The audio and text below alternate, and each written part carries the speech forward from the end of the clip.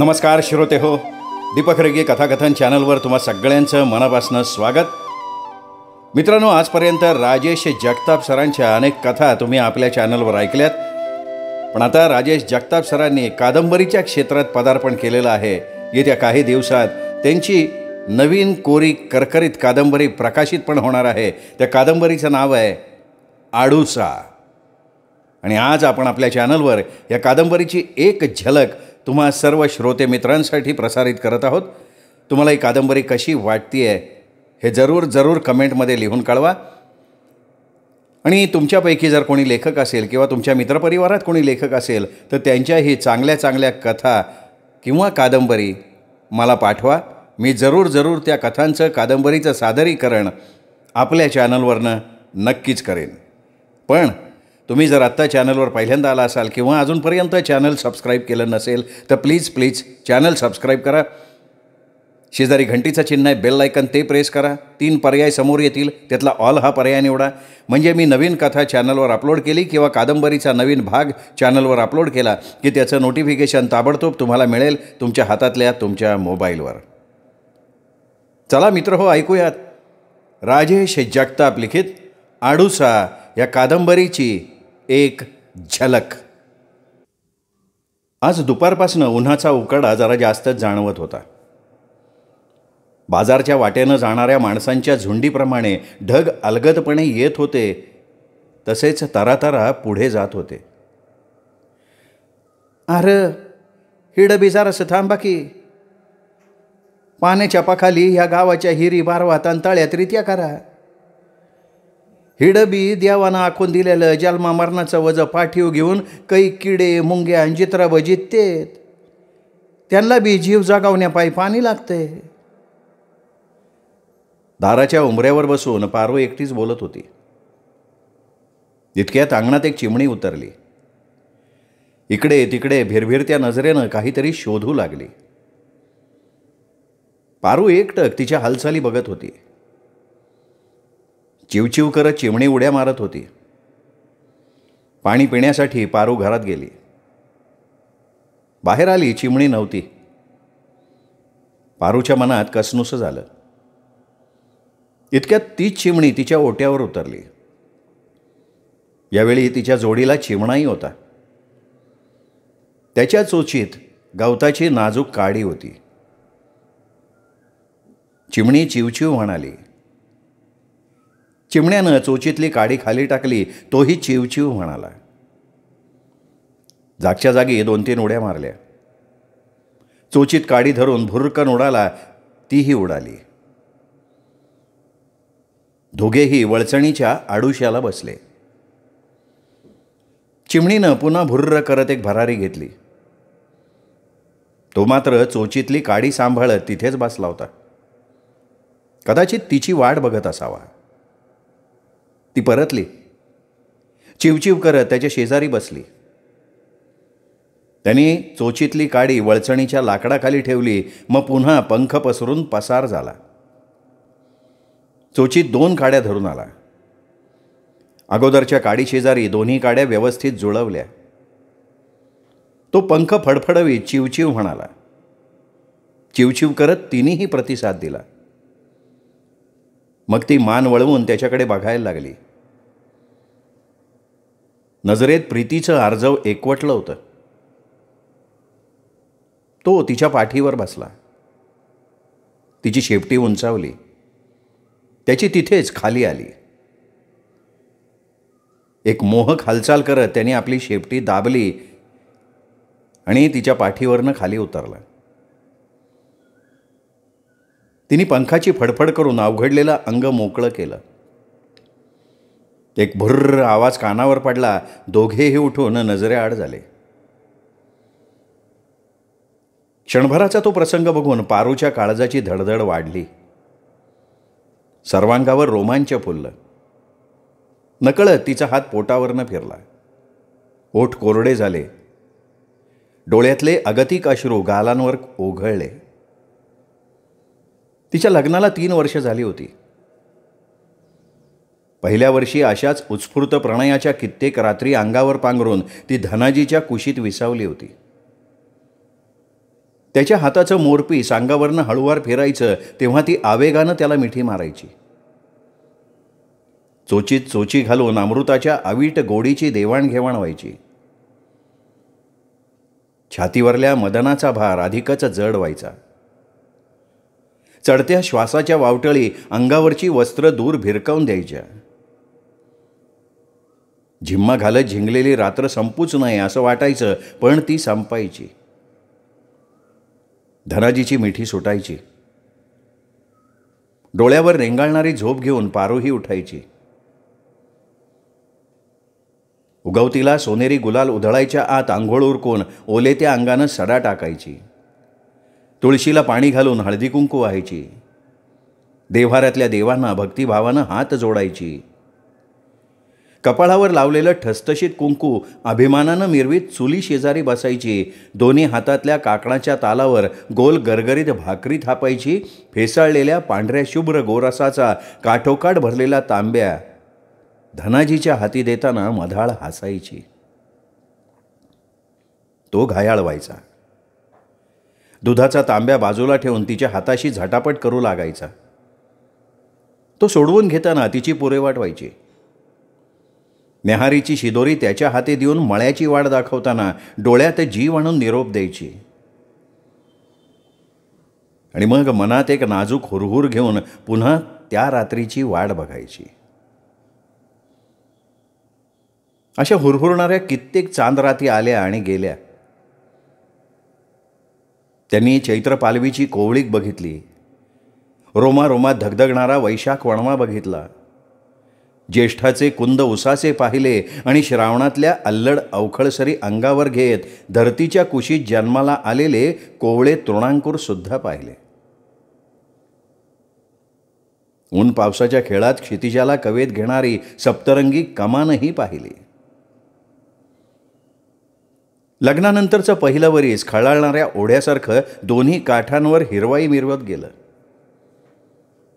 अमराईत फुललेला मोहोर तिने लांबूनच बघितला. तिचे हात तिथपर्यंत पोहोचलेच नव्हते. दुसऱ्या वर्षीही आंबट चिंबट बोरं, गाभोळलेल्या चिंचा आणि हिरव्या कंच कैऱ्या दात आंबेपर्यंत कडाकडा चावून खाल्ल्या. पण तरीही पारूचं मन आणि कूस तशीच तहानलेली राहिली. पाडाचा आंबा आसुसलेल्या मनानं शोधला, पण हाताला लागलाच नाही. दुसरं वरीस असंच सरलं. लावण्यानं मुसमुसलेल्या रात्री यायच्या आणि देहधर्माचे सोपस्कार पार पाडून आल्या वाटेनं परतायच्या. त्यात ओढ नव्हती, आकर्षण नव्हतं. होते फक्त गालावर ओघळणारे मुके अश्रू. धनाजीची धसमुसळी मिठी वस्तीला आलेल्या एखाद्या पाहुण्यासारखी यायची. तिच्यात तो आवेग नव्हता. अंधाराचा काळा डोह उसळ्या मारून शांत व्हायचा. कुशीवर वळून तो तोंड फिरवून झोपायचा आणि पारूची उशी डोळ्यातून थेंब थेंब पाझरणाऱ्या आसवांनी उदासवाणे भिजायची. देवळीतल्या दिव्याची वात झुरत झुरत जळायची. घरभर भरलेल्या अंधाराशी झुंजायची आणि मग गलितगात्र होऊन मान टाकायची. पारूच्या घरात उजेड होत नव्हता, पण काळोख मात्र दात विचकत विकट हास्य करत तिला चिडवायचा. तिसरं वरीसही असंच रिकाम्या हातानं आलं आणि गेलं. पारूच्या पोटावरून फिरणाऱ्या हाताला कधी काही लागतच नव्हतं. दर महिन्याला भिजणारा पदर नित्यनेमानं भिजायचा. वाटायचं कधीतरी पदर कोरडा दिसावा. आणि आज पुन्हा नजरेनं टिपलेला चिमण्यांचा लढीवाळ प्रणय मनात वणवा पेटवून गेला. धनाजीच्या वाटेकडे डोळे लागले. अचानक चोळी घट्ट झाल्यासारखी वाटायला लागली. लुगड्याआड दडलेले केळीचे खांब जडावले. वाऱ्याची वेडी झुळूक अंगावर काटा फुलवायला लागली. ढगांच्या झुंजी एका जागेवर एकवटल्या दाटीवाटीनं उभ्या राहिल्या. चिमण्यांची जोडी घरटं बांधण्यासाठी जोमानं कामाला लागली होती. मधूनच चोचीला चोच लागत होती. चिमणी पंखांची फडफड करत खाली बसायची. तो पुन्हा पाठीवर बसायचा, तिला तृप्त करायचा. कडाडकड विजेचा लोळ कोसळला. तो तिच्याच अंगावर कोसळल्यागत तिला वाटलं. विजेच्या थैथयाट करणाऱ्या या आसुडासोबत काळ्याकुट्ट ढगांनाही चेव चाडला. त्यांचाही गडगडाट आभाळात ढोल वाजवायला लागला. वारा सैरभैर झाला. पाला पाचोळा उडवत बेभान होऊन पळायला लागला. पळता पळता झाडांना गुदगुल्या करायला लागला. झाडं पोट धरून हसायला लागली. आणि मग अमृतकुंभातले मोती निखळायला लागले. 1, 2, 3 आणि मग एकामागे एक सोन्याच्या लडी उलगडायला लागल्या. मोत्यांच्या सरीवर सरी धरणीच्या गळ्यात पडल्या. पारूच्या उदास मनावरची कोळिष्टकं तटातटा तुटली. पायातल्या अपूर्णत्वाच्या बेड्या आपसूक निखळल्या. पाणीहून अंगणातून वाहायला लागल्या. पारूच्या पोटावर मोर थुईथुई नाचायला लागला. ती अंगणात आली, स्वैर झाली. बेभान होऊन लोकलाजेची बंधनं तिने भिरकावून दिली. वरुण राजाच्या कुशीत शिरली. आभाळातून झेपावणारी प्रत्येक सर तिच्या अंगावर वात्सल्य उधळायला लागली. मळकटलेली ओटी खळाखळा धुवून स्वच्छ करायला लागली. मातृत्वाच्या बीजधारणेसाठी तयार करू लागली. पारू कोसळणाऱ्या पावसात किती वेळ भिजत होती याचं तिलाही भान नव्हतं. पारू, अगं हे पारू, अगं घरात अंधार पडला आहे, दिवा तरी लाव. अगं पावसात नाचाय बारकी पोर आहेस वय ग. सासूची हाक कानी पडताच ती भानावर आली. चिंब भिजलेल्या अंगानं आणि सुखावलेल्या मनानं घरात पळाली. भिजलेल्या पायांच्या पाऊलखुणा कोणाला तरी घरात येण्यासाठी खुणावत होत्या. ती अंधारलेल्या खोलीत आली. मनसोक्त भिजून अंगाला घट्ट मिठी मारणारं लुगडं सोडलं. खूळ लागल्या ग ते मिठी सोडायला तयारच नव्हतं. हटवादी निस्त असं म्हणून तिने त्याला दूर सारलं. एक मुरका मारला. केळीच्या खांबागत भरलेल्या पिवळ्या मांड्या तिला वाकुल्या दाखवायला लागल्या. ते पाहून चोळीमागे अंग चोरून बसलेली पाखरं शहारली. मौशार गुलाबी चोची टणकहून ताठरल्या. त्यांच्या गळ्याभोवतालचा सावळा गोप अधिकच गहिरा झाला. दोन्ही हातांचे अंगठे आणि तर्जनी एकमेकांना भिडले. तिने हलकेच चोळीची गाठ सोडण्याचा आटापिटा केला. पण पावसात भिजल्यामुळे गाठ अधिकच घट्ट झाली होती. रुसून बसली होती. आता काय करावं? चोळीच्या घळीत दोन्ही हातांची बोटं रुतवून टराटरा फाडून टाकावी असं वाटलं. पण काहीतरीच काय असं म्हणून ती पुन्हा चोळीच्या गाठीला भिडली. एकदाची गाठ सुटली. हुश्य करत अंगातली चोळी काढली, लुगड्यावर टाकली. खुंटीवरचं धनाजीचं धोतर घेऊन त्यालाच अंग पुसलं. अंग पुसताना धोतराचा स्पर्श मादक अनुभूती देऊन गेला. कोमल अंग कोरडं करताना स्वतःचेच हात मिलनाचं तोरण बांधायला लागले. छातीवरची भरदार गोलाई क्षणिक हिंदकळली, लाजून चुर्र झाली. कोरडं लुगडं नेसली. पदराखालच्या बहराला धनाजी येईपर्यंत तसाच झोका खेळू द्यावा असं वाटलं. पारू, अगं पारे करती तरी काय? दिवा लाव म्हणलं तर कुठं होलातले कोणाला माहिती. सासू तणतणली. पण कोण जाणे आज तिला सासूच्या बोलण्याचा राग आला नव्हता. उलट गंमतच वाटली. घाईघाईने अंगात चोळी घातली. चोळीची गाठ मुद्दाम सैलसर बांधली. हिंदोळे घेणारा छातीवरचा भार खूप सुखावत होता. खरं म्हणजे सगळ्या अंगातनं एक आसक्त चेतना प्रवाहित झाली होती, अगदी लग्नाच्या पहिल्या रातीवानी. भटजींनी अंतरपाड धरला होता.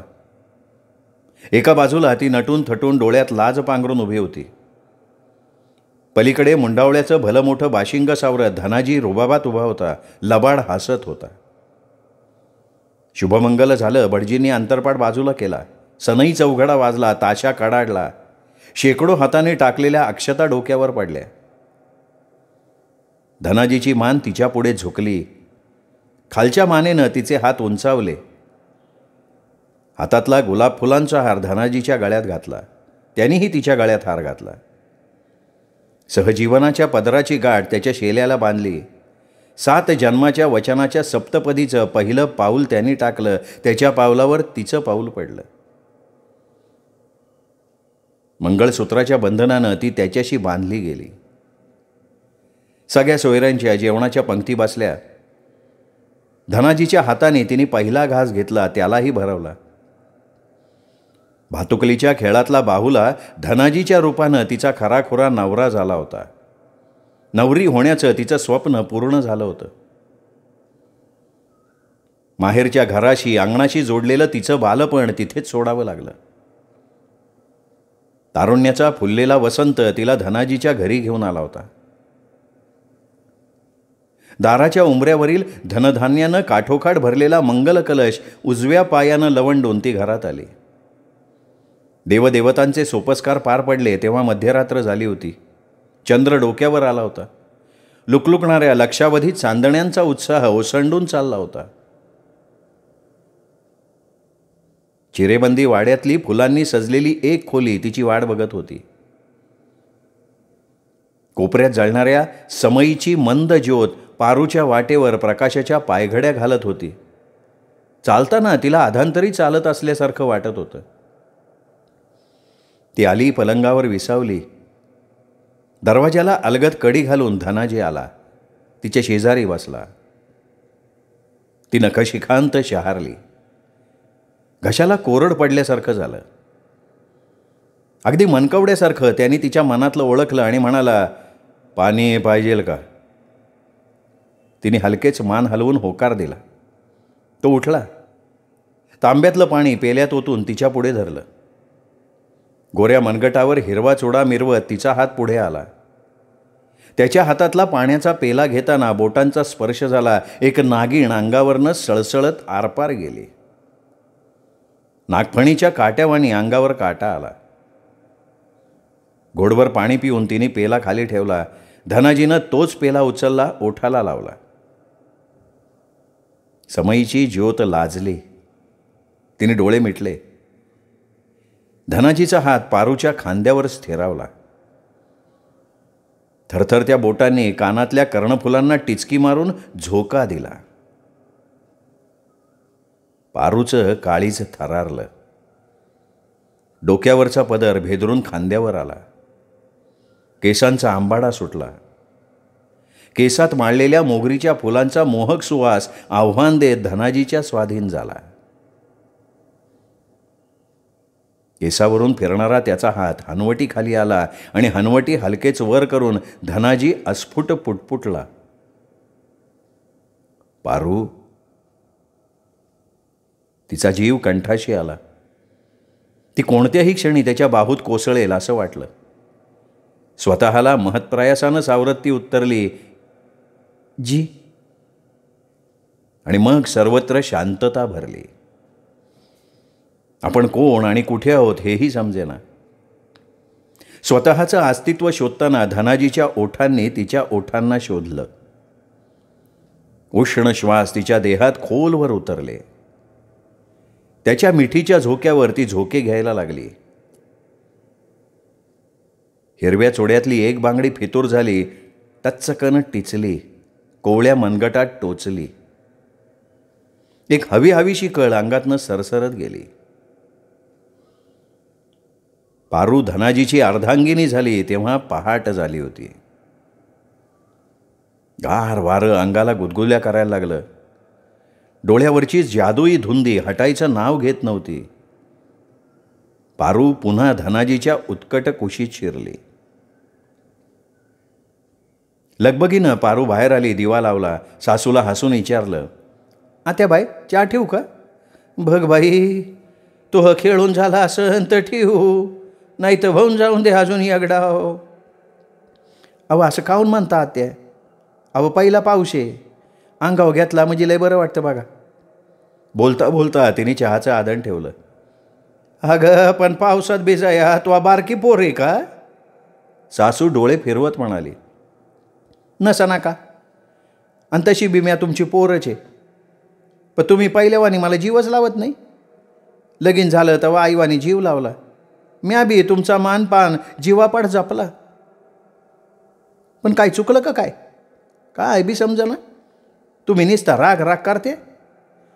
म्हणता म्हणता पारूनं चहाचा कप सासू पुढं ठेवला. अगं तुझ्या सासऱ्याला बी दे ग, त्यासनी बी दिलाय, तुम्ही घ्या. आत्याबाई, या वर्षाला वळी याळावाला म्हणजे शुभ शकून झाला म्हणायचा. हे समज खरं ग, पर काय? पारू उत्सुकतेनं म्हणाली. अगं वळी येळावाला, पानकाळा बी येईन, पीक पाण्याची आबादानी होईन. पण 3 वरीस झालं ज्याच्या पायी जीव तळमळतोय तो काही येत नाही. वाट तरी किती बघायची? धनुचे जोडीदार 2-2 लेकराचे बाप झाल्यात. आमचंच नशीब फुटकं म्हणायचं, दुसरं काय? मनसोक्त कोसळणारा वळीव थेंबा थेंबानं कमी झाला, आडुशाला विसावला. आभाळातील ढगांचा बाजार उठला. हवेत गारठा भरला. वळवानं घातलेला धिंगाणा झाडाखाली स्पष्ट दिसत होता. पानावर लोंबकळणारे थेंब झाडाखालून वाहणाऱ्या पाण्यात टुप्पुक टुप्पुक पडत होते. मोठाले बुडबुडे होऊन तरंगत तरंगत पुढे जात होते. खोप्यातली पाखरं बाहेर आली. पंख फडफडवीत अंगावरचं पाणी झटकून भरारी घ्यायला लागली. पारू बाहेर आली. धनाजीची वाट बघायला लागली. मान वळवून तिने बघितलं. वळचणीच्या लाकडाजवळ आडुशाला चिमणा चिमणी शांत बसले होते. घटकाभरानं धनाजी आला. बैलांच्या घोंगरमाळा खिदळल्या. गाडीच्या चाकांनी खडखडाट करून घसा खाकरला. पारू लगबगीनं बाहेर आली. धनाजीच्या अंगावरनं वळीव पाझरत होता. असंच बेभानून पळत जावं आणि धनाजीला मिठी मारावी. त्याच्याशी चिमणा चिमणीचा दुपारचा खेळ खेळावंसं वाटलं. त्याच्या राठ ओठांवर आपले नाजूक ओठ ठेवून त्याला चेतवावं. तटतटणाऱ्या चोळीचा भरगच्च गाभा त्याच्या छातीवर दाबावा. पण उन्हाळ वाऱ्यागत उधळलेल्या भावनांना आवर घालणं भाग होतं. अजून दिवे लागण व्हायची होती. त्याच्या कपड्यावरून निथळणाऱ्या वळीवाला परसदाराच्या दोरीवर टाकायचं होतं. पाय मंदावले. डोळ्यातलं मदनाचं आव्हान क्षणात खुंटीला टांगलं. तो ओसरीवर आला. सासूबाई नेमक्या कडमडल्या. त्याला सामोरं जात म्हणाल्या, पारू चुलीव पाणी ठेवू ग, लेकरू भिजलंय, गारठला असन. ती मागे फिरली. चूल पेटवून पाणी ठेवलं. चुलीतला जाळ तिला जाळायला लागला. न्हाणीघरात आंघोळीसाठी पाणी काढलं. सासूला म्हणाली, आत्याबाई, आंघोळीला पाणी काढले म्हणून सांगाव. आणि चहा का दूध घेणार ते बी विचारा. नाही दूध न ग, चहाच ठेव. धनाजीचा आदेश ऐकू आला. आंघोळ करून तो बाहेर आला. चहाचा कप घेऊन ती पुढे झाली. एक हात छातीवर ठेवून सूचकतेनं म्हणाली, दूध घेतलं असतं तर बरं झालं असतं. नाही नको, दुधाचं लय काटाळा आलाय. तिच्या काळजातच चर्र झालं. दुपारपासून पेटलेला वणवा विझणार का रात्रभर तिला जाळणार? काय होणार हे समजण्यासाठी रात्र होण्यासाठी थांबावं लागणार होतं. चोळीची सैलसर गाठ आणखीन सैल झाल्यासारखं वाटलं. फुरफुरणाऱ्या बैलासारखं धडका देणारं सौंदर्य अंग अवघडून शांत बसलं. जडावलेल्या पावलांनी पारू चुलीजवळ बसली. भाकरी थापल्या. वांगे बटाट्याचं झणझणीत कालवण केलं. मनात गुलकंद भरला होता म्हणून धनाजीच्या आवडीची शेवयांची खीर आणि घरगुती दह्याची कढी केली. 4-2 कुरडया तळल्या. बेसनाचं पीठ कालवून त्यात ओवा घातला. खमंग भज्याचे 2 घाणे तळले. एकूणच जेवणाचा बेत तिच्या मनासारखा झाला होता. खरं तर काय करायचं तिने असं काहीही ठरवलेलं नव्हतं. जसं मनात आलं तसं ती बनवत गेली. जेवणाची पानं वाढली. धनाजी पाटावर बसला तेव्हा तो आश्चर्यानं सुखावला. डोळे भरून पारूकडे बघितलं आणि शेजारी बसलेल्या आईकडे बघून म्हणाला, आये, आज काय सणवार आहे का? अरे आता कुठलं सणवार? सणवार श्रावणाच्या महिन्याच्या पंचमीला सुरू होत्यात नव का? नाही म्हणजे जेवणाचा एवढा फक्कड बेत केलाय म्हणून विचारलं. त्यांनी चोरट्या नजरेनं पारूकडे बघून डोळा मिटला. पारू मोहरली, लाजून खाली बघायला लागली. काय की बाबा, तुझ्या बायकोच्या मनात कवा काय येईन आणि ती कवा काय करन तिचा तिलच ठावं. आता पाय, दुपारी पावसात बारक्या पोरीवाने नाचत होती. वय ग. पारू गप्प. ती बोलणार तरी काय आणि सांगणार तरी काय? तिला जे काही सांगायचं होतं ते त्याच्या मिठीत शिरून सांगायचं होतं. खीर खाऊन त्यांनी वाटी ठेवली. समाधानाचा ऐस पैस ढेकर दिला. वा वा वा, काय जकास बेत झाला आहे. आता फक्त एक येडा पाहिजेल बघ, मग अशीच झोप लागन ना सकाळ पावतर डोळाच उघडायचा नाही. तुम्ही वा मोर, मी येडा घेऊन आलेच. पारूनं इशारात दिली तसा तो उठून झोपण्याच्या खोलीत गेला. सगळ्यांची जेवणं झाल्यावर पारूनं आवरावर केली. खोकणाऱ्या सासऱ्याच्या अंगावर उबदार पांघरूण घातलं. पाण्याचा तांब्या भरून उशाशी ठेवला. पानाचा वेढा घेऊन ती जाऊ लागली आणि सासूनं हटकलं. पारू, अगं माझ्या पायाला जरा त्याला चोळ ग. गारट्यानं वाद चाडला तर रातभर ठाणाकत्या. पारूच्या हातातला पानाचा वेढा हिरमुसला. वेढा बनवताना तापायला लागलेलं तिचं रक्त थंडावलं. दुपारपासून सुखाला कवळी घालू बघणारं मन उदास झालं. सासूला नाही म्हणणं शक्यच नव्हतं.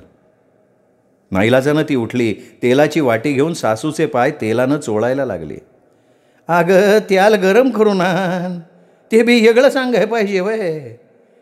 कावा तरी एखादं काम मनानं कर की. सांगितल्या बिगर काम धड होणारच नाही. झालं. सुखाला धरू बघणारं तिचं अधीर मन पुन्हा ठेचकाळलं. बाहेर ढगांचा ढोल पुन्हा वाजायला लागला. वेशी बाहेर गेलेला पाऊस थेंबा थेंबानं पुन्हा परतला.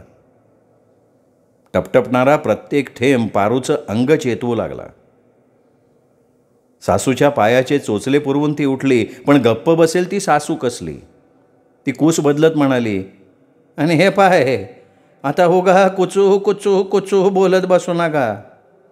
सकाळी त्याला येरवाळी मळ्यात जावं लागते. झोप पुरी व्हायला पाहिजे, नाही तर दिसभर डोसकं भन भन भन करते. सासूला काय म्हणायचंय ते पारूनं ओळखलं. लय राग आला. असं जाऊन नरडं दाबावं वाटलं. दिसभर नवरा बाहेर वाता, रातच्याला भेटतोय, थोडंफार बोलाय नको. ही अशीच गप गप झोपत होती का? आपण आई समजून हिच्यासाठी दिसभर राबायचं आणि ही शेवटाला सासूच्या वळणानच जाणार. दुपारपासून अंग कितीदा गारटलं आणि तापलं. ते काय असंच शांत होणार आहे? आणि ते बी गळ्यात देवा बामणाच्या साक्षीनं बांधलेलं मंगळसूत्र, कपाळावर ठसठशीत कुक्कू, हातात हिरव्या बांगड्या असणाऱ्या बाईचं. मनातल्या मनात पुटपुट ती दबक्या पावलांनी खोलीत आली. धनाजी भिंतीकडे तोंड करून झोपला होता. मनात शंकेची पाल चुकचुकली. हातातोंडाशी आलेला घास कोणीतरी हिसकावून घेतल्यासारखं वाटलं. त्यांचं तरी काय चुकलं म्हणायचं? वाट बघून झोपला असेल. हातातला विडा कळवळला. पलंगावर बसता बसता तिने विचारलं, झोपलेत का जागेत? व सगळं तसंच शांत. खिडकीच्या कवडशातनं पावसाची रिपरिप वाढल्याचं जाणवत होतं. टप्पोऱ्या थेंबांनी पुन्हा ताल धरला होता. सुई सुई करणारं गार वारं अंगातली झिंग चेतवायचं काम करायला लागलं. मंद स्मित करणारा देवळीतला दिवा ताजातवाना वाटत होता. कदाचित आपण चिमण्यांचा खेळ खेळणार आहोत हे त्यांनी ओळखलं असावं आणि ते पाहण्यासाठी तो अजूनही जागा असावा. कडाड कड पुन्हा विजेचा लोळ कुठेतरी कोसळला आणि नेमकी त्याच वेळी धनाजीनं तिच्या कमरेला उजवा हात घालून आपल्या डाव्या बाजूला तिला ओढलं. तिच्या कमरेला त्याच्या पायाचा विळखा पडला. तिच्या पदराखालच्या सैलसर चोळीतलं मोकळं ढाकळं रुपडं त्याला जाणवलं. डावा हात तिच्या अंगाखाली गेला. उजवा हात पदराखालच्या चोळीतली पायवाट शोधायला लागला. तिने त्याचा हात तिथेच क्षणभर दाबून धरला, मग हलकेच बाजूला सारला. हातातला विडा त्याला भरवला. स्वतःच्या हाताने चोळीची गाठ सोडली. बांधलेलं सौष्ठव मोकळं केलं. त्याच्या ओठावर ओठ ठेवून डोळे मिटले. दिव्याची ज्योत किंचित फडफडली आणि पुन्हा ताठ होऊन जोमानं जळायला लागली. दुपारची चिमणी पारूच्या अंगात आणि चिमणा धनाजीच्या अंगात संचारला होता. आपल्या तोंडातला विडा त्यांनी तिच्या तोंडात सरकवला. निखाऱ्यावरची राग झटकल्यावर तो पुन्हा रसरशीत पेटावा तशी ती पेटली. तोंडातला विडा त्याच्या तोंडात सारून घट्ट बिलगली. खोलवर घेतलेले श्वास एका मधुर लयीत उरातनं बाहेर पडायला लागले. खोलीतली शांतता अधीर होऊन नाचायला लागली. पावसाची रिपरिप, वाऱ्याची सुईसुई, विजांचा कडकडाट आणि ढगांचा गडगडाट एका तालासुरात टिपेला पोहोचला. दिव्यानं शेवटची फडफड करून तृप्त होऊन डोळे मिटले. पारू आणि धनाजीच्या अंगातनं वळीव पाझरत होता. ती त्याच्या मिठीत शिरली. आढ्याकडे बघता बघता ती दबक्या आवाजात बोलायला लागली. चिमण्यांचा खेळ, वळवाचा धिंगाणा, तिचं चिंब चिंब भिजणं आणि पेटत्या अंगानं त्याची वाट बघणं, सारं सारं त्याला सांगितलं. तो शांतपणे ऐकत होता. हातात हात घेऊन एक गोंडस स्वप्न उघड्या डोळ्यांना दिसायला लागलं. मिट्ट काळोखात हाताला लागत होते फक्त अनावृत्त देह, त्याची उंची आणि खोली, सगळं काही ओळखीचं. धनाजीचा हात पारूच्या मानेपासून पोटापर्यंत फिरता फिरता तिच्या छातीवर थांबला. पारूने डोळे मिटले होते. कित्येक दिवसांनी तिचं हरवलेलं सुख तिला सापडलं होतं. खिडकीच्या कवडश्यात काहीतरी चमकल्याचं दिसलं. लाल हिरव्या रंगाचा उजेडाचा एक ठिपका पेटत होता, विझत होता, पेटत होता, विझत होता. धनाजी एकटक तिकडे बघत असताना त्यांनी जागा सोडली. धनाजीची भिरभिरती नजर अंधारात त्याचा शोध घ्यायला लागली आणि त्याला अगदी जवळ तो दिसला. पारूच्या पोटावर तो विझत होता, पेटत होता. पारूला हलकेच हलवत धनाजी कुजबुजला, पारू, पारू ये, अगं तुला काय दिसलं का? हां नाही. ती अर्धवट झोपेत असल्यासारखी पुटपुटली. अगं डोळे उघड, कोण आलंय बघ तर. कोण आहे, कोण आहे? ती दचकली. अगं तशीच गप रा, काजवा आहे, काजवा. काजवा कुठे? अगं तू या पोटाव. तिची नजर पोटाकडे वळली. लाल हिरवा उजेड चमकत होता, विझत होता. तिला खूप अप्रूप वाटलं. देवत्वाचा अद्भुत अंश तिच्या कुशीत आडुश्याला आल्यासारखं वाटलं. एक गोड शिरशिरी ओटीपोटात जाणवली. समाधानानं पेंगुळलेल्या स्तनाग्रांना जाग आली. पान्हा फुटल्यासारखं वाटलं. श्वास रोखून बसलेला पान्हा फुटून अमृताच्या धारा सुर्र करत बाहेर पडाव्यात, चुटू करणाऱ्या येवलेशा तोंडात उतराव्यात असं तिला वाटलं. आसुसलेलं मातृत्व खुणवायला लागलं. हरवलेले असे कित्येक क्षण अर्धवट मिटलेल्या डोळ्यांनी शोधत असताना ती झोपी गेली. तिला कुशीत घेऊन धनाजीही झोपला. अचानक आलेला काजवा पुन्हा खिडकीच्या आडोशाला बसला होता. आपला हिरवा लाल उजेड पसरवत त्यांच्याकडे बघून हसत होता. अंगावर निसर्गाची श्रीमंती पांघरून आलेला प्रत्येक क्षण, धसमुसळा वळीव, कडकडणाऱ्या विजा, गडगडणारे ढग वाऱ्याच्या पाठीवर बसून दूर गेले. हळूहळू सर्व काही शांत झालं. झाडांच्या पानावरनं उघळणारे चुकार थेंब तेवढे टप्प टप्प टप्प करत होते. श्रोते मित्र हो, ही होती राजेश जगताप यांच्या आगामी कादंबरीची अर्थात आडूसा ह्या कादंबरीची एक झलक. कशी वाटली कमेंटमध्ये नक्की लिहा. ही झलक तुम्हाला नक्की आवडली असेल, त्यामुळे हा व्हिडिओ लाईक करा, मित्रपरिवारात शेअर करायला काहीही हरकत नाही. पण हो, कादंबरी कशी वाटली हे मात्र नक्की लिहा. चला पुन्हा भेटूयात. तोपर्यंत नमस्कार मित्र हो.